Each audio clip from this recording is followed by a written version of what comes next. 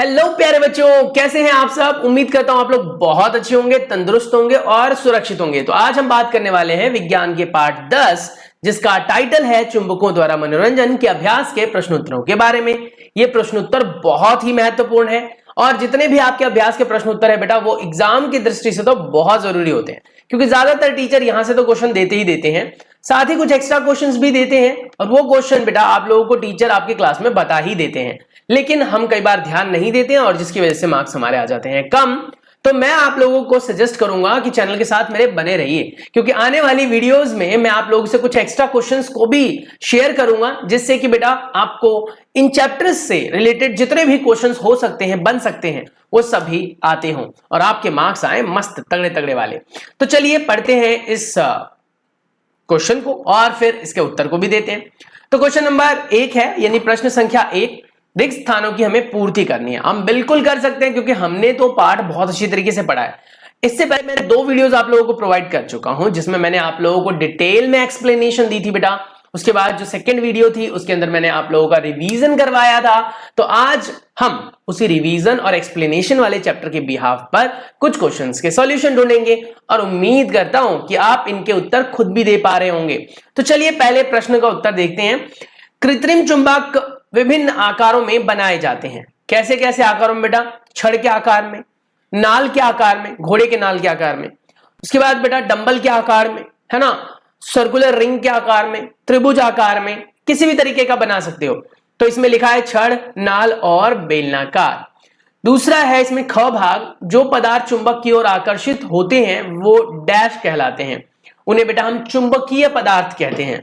उन्हें चुंबक तो नहीं कह सकते, लेकिन उन्हें चुंबकीय पदार्थ कहेंगे। जरूरी तो है नहीं कि उनका खुद का भी अपना चुंबकीय क्षेत्र हो, तो उन्हें हम चुंबकीय पदार्थ जरूर कहेंगे, क्योंकि वो चुंबक से आकर्षित हो रहे हैं। उसके बाद बेटा कागज एक डैश पदार्थ है। कागज क्या एक चुंबकीय पदार्थ है? नहीं, यहां पर लिखा हुआ है नहीं है, तो बात तो सही है, कागज एक चुंबकीय पदार्थ नहीं है। तो यहां पर चुंबकीय आ जाएगा। क्या आएगा बेटा? यहां पर चुंबकीय। तो यहां पर मैंने लिखा हुआ है प्राचीन काल में लोग दिशा ज्ञात करने के लिए डैश का टुकड़ा लटकाते थे। किसका? प्राकृतिक चुंबक का, है ना। उस टाइम में मानव निर्मित चुंबक तो थे ही नहीं ना, तो प्राकृतिक चुंबक लटकाते थे।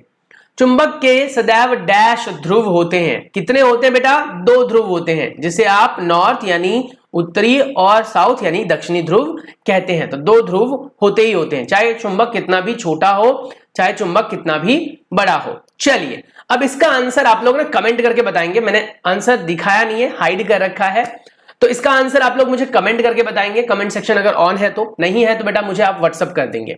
तो लिखा हुआ है, बताइए कि निम्नलिखित कथन सही है अथवा गलत। कॉपी किताब पर पहले इसके आंसर आप खुद से लिख लीजिए, उसके बाद उसकी फोटो खींचकर मुझे शेयर कर देना।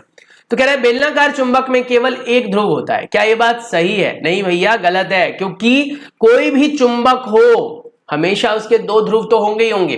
तो ये तो मैंने आपकी हेल्प कर दी कि ये गलत है, ठीक है। अब ऐसे ही आपको सही और गलत करना है टिक। अब आप कैसे करेंगे? वीडियो को पॉज कर लीजिए, आंसर दे दीजिए, उसके बाद वीडियो को प्ले करके आप चेक कर लेना। कृत्रिम चुंबक का आविष्कार यूनान में हुआ। यूनान में हुआ था? नहीं, गलत है ये तो। चुंबक के समान ध्रुव एक दूसरे को प्रतिकर्षित करते हैं, यानी एक समान ध्रुव जो होते हैं, जैसे नॉर्थ नॉर्थ, साउथ साउथ, यानी उत्तरी उत्तरी ध्रुव और दक्षिणी दक्षिणी ध्रुव जो है वो एक दूसरे को प्रतिकर्षित करते हैं, धकेलते हैं, और ये बात बिल्कुल सही है। लोहे का बुरादा छड़ चुंबक के समीप लाने पर इसके मध्य में अधिक चिपकता है, जबकि हमने बेटा देखा था डायग्राम में भी कि वो किनारों पर अधिक चिपकता है, बीच में कम चिपकता है। तो ये गलत है। उसके बाद छड़ चुंबक सदैव उत्तर दक्षिण दिशा की ओर दृष्ट होता है। बताइए क्या ये सही है? बिल्कुल सही है, क्योंकि जो छड़ चुंबक होती है बेटा उसमें एक तरफ उत्तर होता है, एक तरफ दक्षिण होता है। किसी स्थान पर पूर्व पश्चिम की दिशा ज्ञात करने के लिए कंपास का उपयोग किया जा सकता है। अब कहोगे कि यार कंपास का इस्तेमाल तो हम उत्तरी और दक्षिणी ध्रुव के लिए करते हैं, उत्तर या दक्षिण दिशा के लिए करते हैं, ये पूर्व और पश्चिम कैसे? तो देखो हमने कहा था ना कि अगर हमने कहा उत्तर ये है, दक्षिण ये है, ठीक है, ध्यान से देखना, उत्तर ये है, सामने उत्तर है और पीछे अगर दक्षिण है, तो बेटा दाईं तरफ आपका पूरब होगा और बाईं तरफ आपका पश्चिम होगा। तो क्या हम चुंबक की मदद से पूरब और पश्चिम बता पाएंगे? बिल्कुल बता पाएंगे। अगर हमें कोई ये बता दे कि ये उत्तर है और ये दक्षिण है, पीछे वाला दक्षिण है, तो हम क्या ये बता नहीं सकते कि ये पूरब है और ये पश्चिम है? तो ये याद रखना, सामने अगर उत्तर है और पीछे दक्षिण है तो दाईं तरफ आपका पूरब होता है, बाईं तरफ पश्चिम। तो बिल्कुल बात ये सही है। रबड़ एक चुंबकीय पदार्थ है, गलत है। हाँ, वो बात अलग है कि चुंबकीय पदार्थ रबड़ जैसा बनाया जा सकता है, पर रबड़ चुंबकीय पदार्थ नहीं है। ये उन सभी के उत्तर है बेटा, आप लोग एक बार क्रॉस चेक कर लेना, ठीक है। चलिए अब हम बात करते हैं प्रश्न संख्या 3 के बारे में। यह देखा गया है कि पेंसिल छीलक यानी कि जो शार्पनर होता है बेटा, उसमें एक ब्लेड लगी होती है जिससे वो छील पाता है। वो पूरा प्लास्टिक का बना होता है, लेकिन फिर भी चुंबक के पास जाने पर वो पूरा का पूरा जो है वो चुंबक से चिपक जाता है। क्यों? क्योंकि उसमें जो ब्लेड इस्तेमाल है बेटा वो लोहे का बना हुआ है, और जो ब्लेड लोहे का बना हुआ है तो लोहा एक चुंबकीय पदार्थ है, प्लास्टिक चुंबकीय पदार्थ नहीं है, तो प्लास्टिक नहीं चिपकता है। चिपकता कौन है उसमें? लोहा चिपकता है। तो वही कह रहा है कि शार्पनर का जो ब्लेड होता है वो लोहे का बना होता है, जो एक चुंबकीय पदार्थ है, इसलिए शार्पनर जो है वो चुंबक के ध्रुवों से चिपक जाता है। प्रश्न संख्या 4, एक चुंबक के एक ध्रुव को दूसरे ध्रुव के समीप लाने की विभिन्न स्थिति कॉलम 1 में दर्शाई गई है। अब उसके आधार पर हम यहां पर लिखेंगे।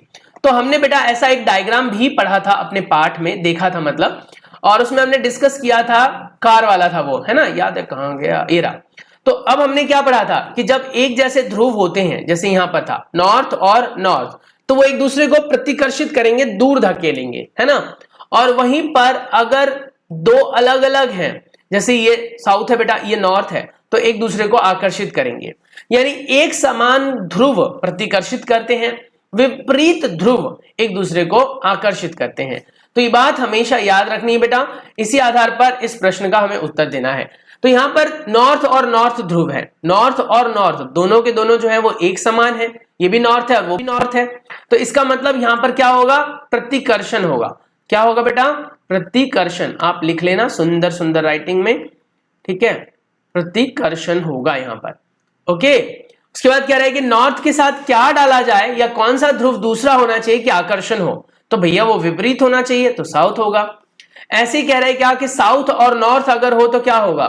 उसमें आकर्षण होगा क्योंकि विपरीत है, और सेम सेम से होंगे तो क्या होगा? प्रतिकर्षण। तो इसीलिए यहां पर साउथ होगा। तो ये हमें ध्यान देना है कि साउथ साउथ, नॉर्थ नॉर्थ प्रतिकर्षित होंगे और दोनों विपरीत हैं तो आकर्षित होंगे। चुंबक के दो गुण लिखने हैं बेटा। चुंबक स्वतंत्रता पूर्व लटकाने पर दक्षिण दिशा में ठहरता है, उत्तर दक्षिण दिशा में ठहरता है। चुंबक के दो ध्रुव होते हैं बेटा, नॉर्थ और साउथ, यानी उत्तरी ध्रुव और दक्षिणी ध्रुव, ये यहां पर लिखा हुआ है। तो ये हमने दो गुण यहां पर लिख दिए। क्षण चुंबक के ध्रुव कहां स्थित होते हैं? क्या बीच में होते हैं? नहीं, दोनों किनारों पर होते हैं या दोनों सिरों पर होते हैं। तो ये लिख दिया हमने। उसके बाद प्रश्न संख्या 7, क्षण चुंबक पर ध्रुवों की पहचान का कोई चिन्ह नहीं है, मतलब उस पर कोई दिशा नहीं दिख रही है आपको, तो कैसे ज्ञात करोगे कि उस पर नॉर्थ किधर है और साउथ किधर है? तो उसको हम कंपास की मदद से कर सकते हैं बेटा। कैसे? ध्यान से देखेंगे। चुंबक के ध्रुवों की पहचान, एक क्षण चुंबक लीजिए, इसके ध्रुव को अंकित कीजिए, ठीक है, किए गए हो। इस छड़ को धागे से बांधकर स्वतंत्रता पूर्वक एक लकड़ी के स्टैंड पर लटकाइए, ठीक है। वही कहना, छड़ चुंबक पर ध्रुवों की पहचान का कोई चिन्ह नहीं है। आप कैसे ज्ञात करोगे कि किस सिरे के समीप उत्तर ध्रुव स्थित है? तो कह रहा है उसको लटकाओ। अब वह छड़ चुंबक जिसके ध्रुवों की पहचान करनी है, उसका एक सिरा लटकती छड़ चुंबक के ध्रुव, उत्तरी ध्रुव के पास लेकर जाओ।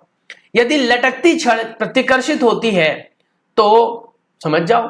तो इस तरीके से आप पहचान कर सकते हैं। यानी कि इसके लिए भी हमारे पास लिमिटेशन है कि हमारे पास ऐसी चीज होनी चाहिए जिसके पास पहले से ध्रुव की पहचान हो।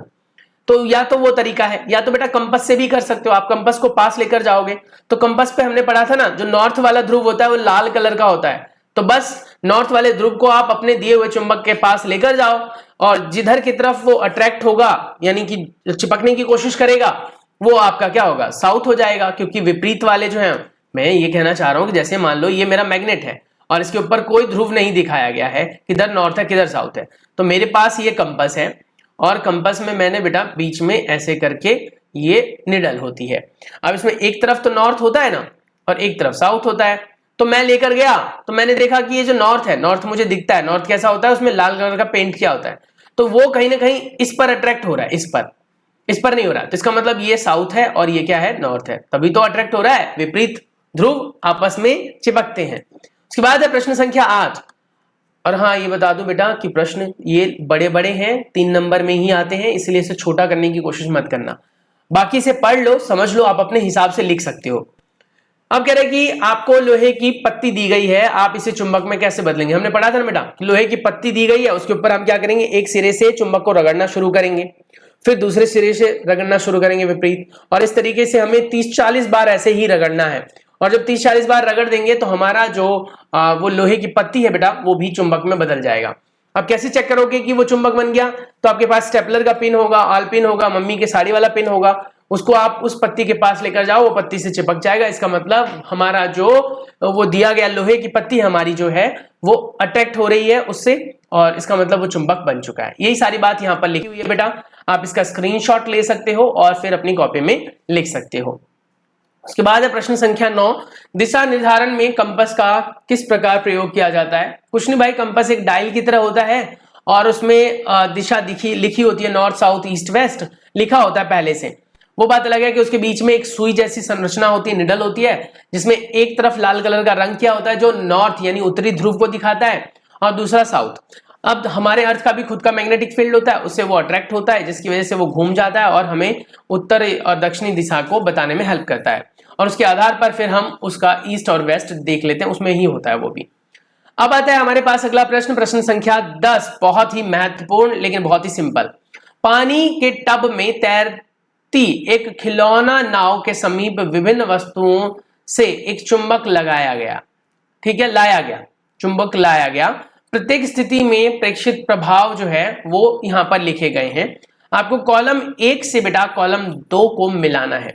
अगर नाव चुंबक की ओर आकर्षित हो जाती है, यानी मान लीजिए आप एक चुंबक लेकर आए और नाव आकर्षित हो रही है, तो इसका मतलब नाव कैसा है, नाव एक चुंबकीय पदार्थ से निर्मित है, यानी एक ऐसे पदार्थ से बनाया गया है नाव को जो चुंबक से आकर्षित हो सके। तो बस इतना ही करना है।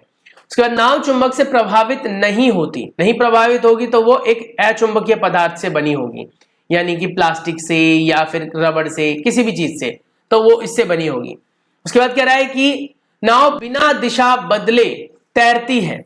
अब क्या वजह हो सकती है, या फिर इसके क्या पॉइंट हो सकते हैं, तो चलो ऊपर से पढ़ते हैं।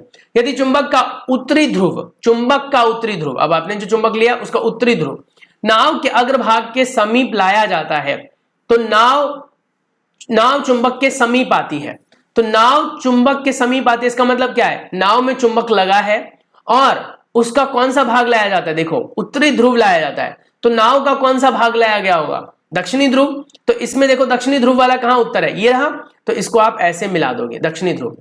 नहीं समझ में आ रहा है, देखो इसमें ये कहना चाह रहा है बेटा कि जो नाव है उसके आगे वाले भाग में उत्तरी ध्रुव से एक आकर्षण होता है, यानी जब उत्तरी ध्रुव को पास लाया जाता है तो नाव आगे की तरफ आता है, खींचता है। वो गाड़ी वाला एक्सपेरिमेंट याद है ना, गाड़ी वाला हमने जो किया था वैसा ही है। तो इसका मतलब ये हुआ कि अगर इसका उत्तरी ध्रुव आकर्षित कर रहा है बेटा, देखो अग्रभाग को समीप लाती तो समीप आती है, समीप आने का मतलब आकर्षित करना, तो उत्तरी ध्रुव आकर्षित कर रहा है तो उसमें क्या लगा होगा बेटा, उसमें लगा होगा दक्षिणी ध्रुव, ठीक है। उसके बाद जब उत्तरी ध्रुव नाव के अग्रभाग के समीप लाया जाता है तो नाव चुंबक से दूर चली जाती है, तो इसका मतलब क्या है कि उसका भी उत्तरी ध्रुव ही होगा, जिसकी वजह से वो आपस में क्या हो रहे हैं, प्रतिकर्षित हो रहे हैं। तो ये बातें बहुत ही सरल है लेकिन इसको समझना जरूरी है। तो ये वाला बेटा इसके साथ मिल जाएगा, ठीक है, ध्यान से देख लो कौन सा किसके साथ मिल रहा है, और जो बचा कुचा है वो इसमें आ जाएगा। बस इतना सा है जो आपको कर लेना है, बहुत ही सिंपल सी चीजें हैं बेटा। और जो बातें हमने यहाँ पर शेयर की हैं, जो बातें हमने पढ़ी है, ये प्रश्न पूछे जाते हैं बेटा आपके पेपर में, तो मैं चाहता हूं कि आप हमेशा इन प्रश्नों के बारे में ध्यान रखें। जितना टाइम हमें पूरे पाठ को पढ़ने में लगा था उतना ही लगभग प्रश्न उत्तर को करने में भी लग गया। पूरे पाठ का रिवीजन भी 14 मिनट में हुआ था, 14 साढ़े 14 मिनट में, और हमारा क्वेश्चन आंसर भी उतने ही टाइम में हुआ है। तो उम्मीद करता हूं कि आपको वीडियो पसंद आई होगी, इससे आपको हेल्प मिली होगी, क्वेश्चन आंसर्स आप याद कर सकते हैं, ध्यान रख सकते हैं। चलिए मिलते हैं ब्रेक के बाद।